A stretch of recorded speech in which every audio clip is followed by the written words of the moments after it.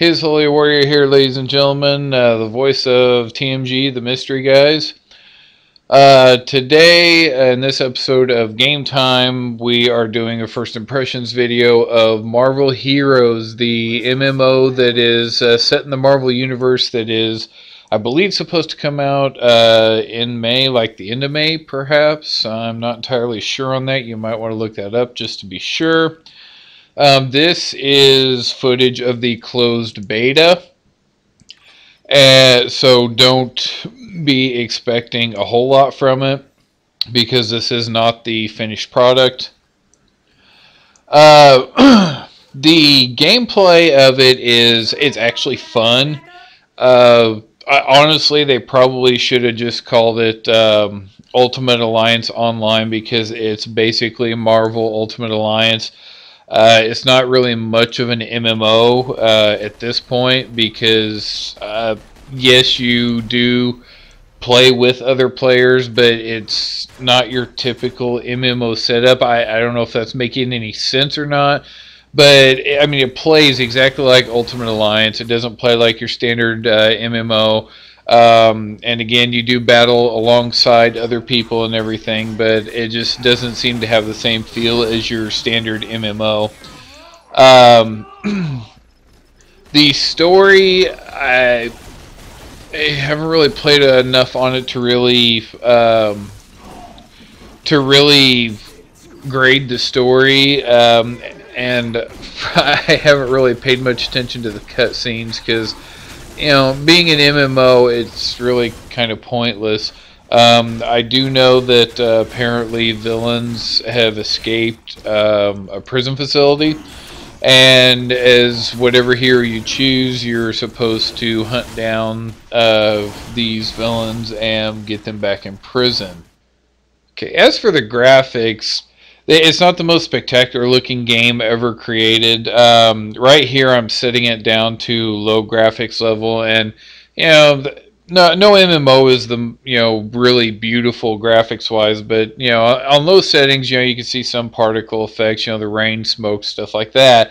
But when you go to set it up to high graphic levels, it doesn't really change it a whole lot. I don't know if because it's in beta they haven't really messed with the graphics that much, and you can't really change them, or if that's the way it's going to be. But you know, there's really just the graphics aren't that great, and there's no way to make it look any better. As for the sound at this point, the sound actually is pretty good. Like the sound of Iron Man's repulsors and, you know, some of the various attacks and stuff. I mean, it's your standard video game sound effects, but you know, it stays, you know, pretty true to what you would think, you know, most of these abilities and weapons would sound like. So, you know, that's pretty cool. And then you've also got the character voices and everything. They all will say various things. Most of them are pretty repetitive. After playing for, you know, 30 minutes to an hour, you're going to hear basically everything that most of the characters have to say. There are a few exceptions, like Deadpool is a very good example.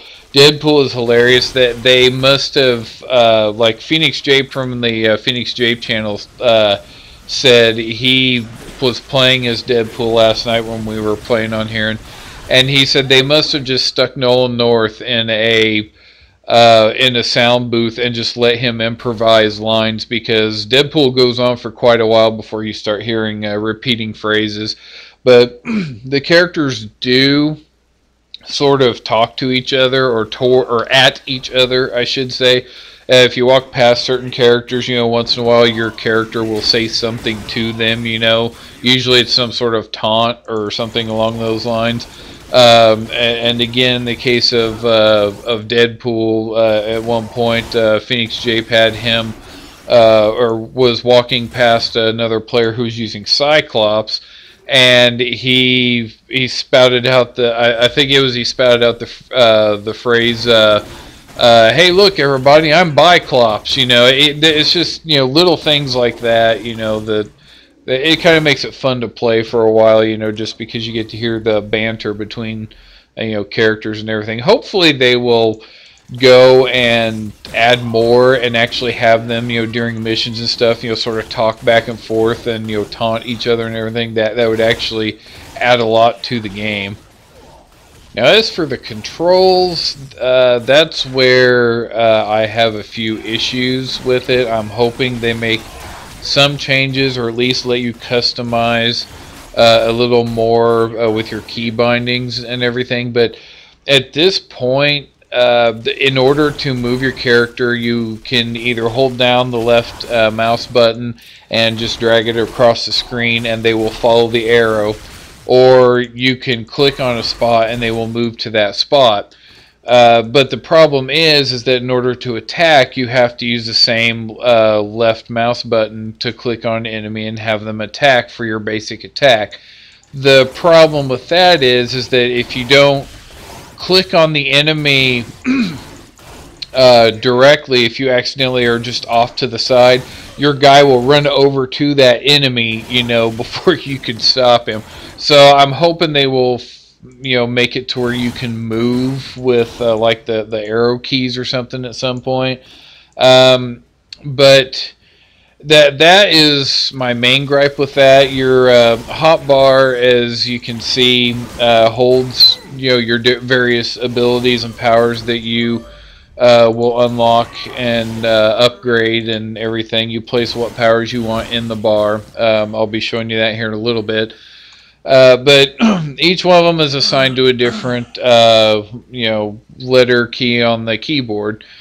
So that's fine. It's just they seriously need to work on the movement and the basic attack, because it seems like the basic attack and the movement being on the same button is getting in the way of gameplay. There's a lot of times that it actually came close to getting me killed a few times.